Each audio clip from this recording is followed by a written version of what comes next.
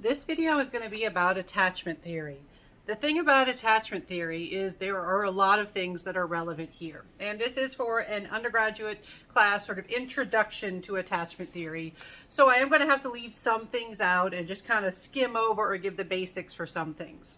As usual, if you're curious, want to know more, you may have to look for some outside sources. All right, so first of all, attachment. Attachment is a lasting emotional bond that one person has with another. So you can probably anticipate there are a lot of ways that we can use the term attachment. You can be attached to a friend, a romantic partner, or a caregiver. Now, when we've talked about animals in the past, we can talk about bonding, like when we talk about imprinting, if you're familiar with that term. So a lot of times with animals, we talk about bonding. With humans, we use the term attachment because it is, it's a bit more of a complicated process. And with attachment, one of the big names that really kind of pioneered our work in attachment is Bowlby. And Bowlby was working at a time, coming up with their ideas at a time where the idea of studying attachment in humans was kind of this new idea, because very briefly in the 20th century, especially the earlier part of the 20th century, there was this dominant idea in psychology of behaviorism or learning theory.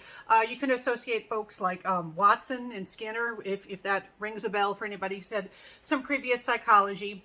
And they very much believe that the behavior of an infant towards their caregiver, the fact that they kind of seem to seek out their caregiver, they seem to have a preference for that caregiver being around, that a lot of that could be explained by the fact that they get fed by that caregiver.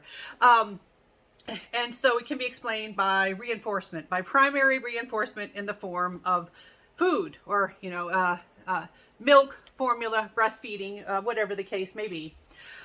All right, well, one person in particular was very rejecting of that notion, and that was Harlow.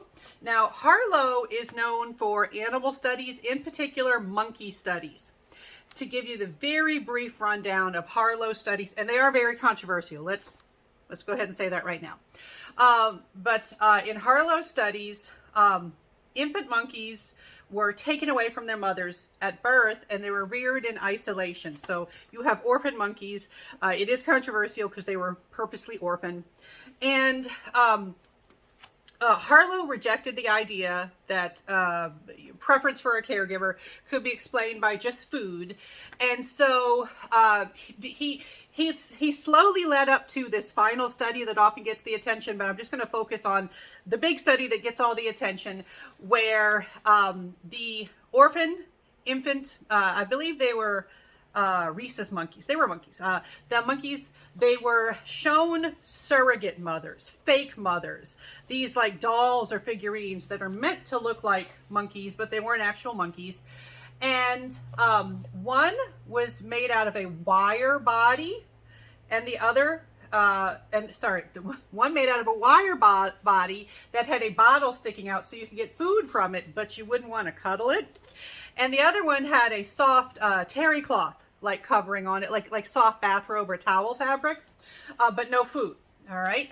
And this had been inspired by the fact that in their cages, they used to cover up the monkey cages with cloth diapers to try to keep them from interacting with the other monkeys, because it's almost like they had this urge to be social, and they would rip the cloth down and like snuggle it, cuddle it.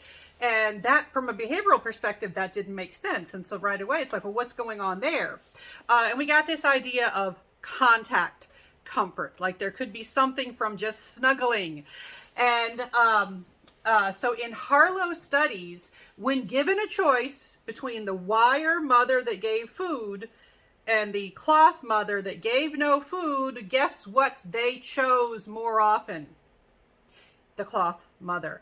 Some monkeys spent up to 22 hours a day clinging to the cloth mother, and they would only leave once they were starving and then go and feed on the wire mother. So there was not evidence from Harlow studies. There was not evidence for food as the driving force between the caregiver-infant relationship contact comfort seemed to be particularly important. All right, so this type of work and other work and rumblings at the time, got folks like Bowlby started on studying human attachment. Now, I'm not going to go into detail, into great detail about Bowlby's specific theory and propositions. I'm actually going to focus on one of Bowlby's students. One of his students, Mary Ainsworth. Ainsworth was really important because she developed a laboratory procedure for measuring attachment or attachment style. And so with her procedure, it is called the strange situation, and this allows us to categorize someone's attachment style. Now, one thing I want to mention about attachment seems to form or begin to form in early infancy, and it influences a person's close relationships throughout life. So you develop an attachment style early on, and then it can influence your later behaviors. There's a lot of research in this area. You can probably guess that it's not a simple area. There's a lot of complicated factors that are being worked into studies and things like that. Now, one thing I want to mention that I talked about previously, like when we talked about critical and sensitive periods, with human attachment, it does seem to have a sensitive period. The first 6 months of life are the sensitive period for forming attachment. You can form attachment later in life. It's more difficult though. So that's the ideal time. 6 months or first 6 months of life is really kind of like that optimal time for developing an attachment to a caregiver. What styles of attachment can you form? All right, based on the strange situation, we have come up with different categorizations. And I am going to link to some outside videos about Harlow and outside videos showing the strange situation. So what happens in the strange situation? Briefly, in the strange situation procedure, a caregiver shows up with an infant or maybe a toddler. They might be a little bit older.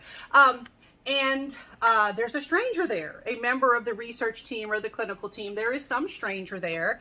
And so they go to a room that has toys in it. It's a laboratory. Laboratory means controlled setting. It's a controlled setting. Everybody goes to the same room with the same basic toy setup.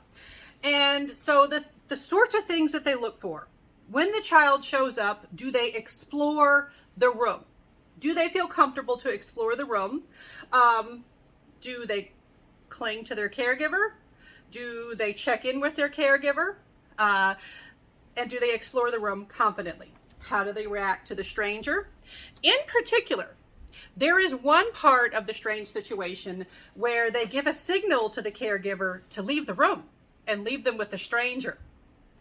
We've talked about separation anxiety before. We've talked about stranger wariness before. You can probably anticipate that a lot of the participants, they don't like that, right? So we see their reaction to separation, and then the caregiver comes back briefly, shortly afterward, and then we see the reaction to reunion. Separation and reunion, how do they react when the caregiver leaves and when they come back? And they have a series of these separations and reunions in the observation. So what are some of the categories? One of them is secure attachment or the secure attachment style. Infants who exhibit the secure attachment style, and in the United States, the most common attachment style in about 2/3, give or take, to about 2/3 of infants, you see secure attachment. That this does not mean that it is the good or right, just common attachment style, where the infant seems to obtain both comfort and confidence from the presence of the caregiver. So how would we know that? So with secure attachment, you see that the infant confidently explores the toys in the area, and they check in with the caregiver. They use the caregiver as a secure base, like home base. Like, Mom, Dad, checking in with home base. I'm playing with this toy. Is this cool? They'll kind of look at them like, hey, you don't seem upset that I'm playing with this. All right, I'm safe, right? I'm okay. All right, I'm just going to check. They don't cling. They go and they explore, but they constantly check, like, hey, you're still there? All right, and what I'm doing is okay? Cool, good. Good to know, caregiver. Now, for separation and reunion, they don't like it when the caregiver leaves. They do have a negative reaction to separation, but they are easily comforted on reunion. All right, and some people would say, oh, well, if they're so secure, shouldn't they not get upset at all when the caregiver leaves? Well, actually, no, that would fit in better with a different category. With secure attachment, they do explore, they don't like separation, but they're easily comforted for the reunion. Now, what are other attachment styles? We have two styles that we call insecure. So they don't have the features of a secure attachment. One is insecure avoidant. The other one, you're going to love this one, insecure resistant ambivalent. Yeah, that's a mouthful. A lot of times people will just say avoidant and ambivalent, or avoidant and resistant. But the full mouthful is insecure, resistant, ambivalent, or insecure, avoidant. All right, so what do these look like? Well, let's start with the avoidant one. The avoidant one, they don't show that strong preference for the caregiver. They avoid connection with the caregiver. They seem not to care about the caregiver's presence, departure, or return.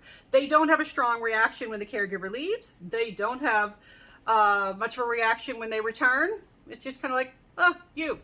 And I've had some students, they'll say, oh, isn't that better? Because that means they're more independent. We're not talking about what's better. We're not doing judgment. We're describing. Interestingly, in Germany, the avoidant style is not the dominant style, but it's more common in German samples than it is in U.S. samples. Just interesting cultural differences. So what do we have with the ambivalent or the insecure, resistant, ambivalent attachment? Anxiety and uncertainty are evident. The infant becomes very upset. They freak out at separation from the caregiver. They are clingy. They don't explore the toys in the first place, typically. They get very upset at separation, and they are not easily comforted on reunion. They both resist and seek contact on reunion. They seem confused and upset on reunion. Sometimes I imagine them saying, like, how dare you leave me? And my mom is very quick to let me know that I probably would have been in that category of the insecure, resistant, ambivalent child. So no judgment there for those who exhibit that attachment style. And we have a fourth one, actually. This was added later, and this is actually the least common among the bunch, but we have disorganized attachment. With disorganized attachment, you have inconsistent behavior. So they have both positive and negative behaviors, or, it's really hard to tell how they feel about this caregiver. They don't show consistent, predictable reactions, because remember, they do this over and over again with separation and reunion. With the other styles, you often see the same reactions. With the disorganized, they're all over the place. All right, let's see. What else did I need to mention? Yes, we said that. All right, very good. All right, so like I said before, I am going to link to some outside videos, because it is good to see some videos of the strain situation and some videos of the Harlow studies. And so this is a nice, general introduction to attachment theory and research on attachment.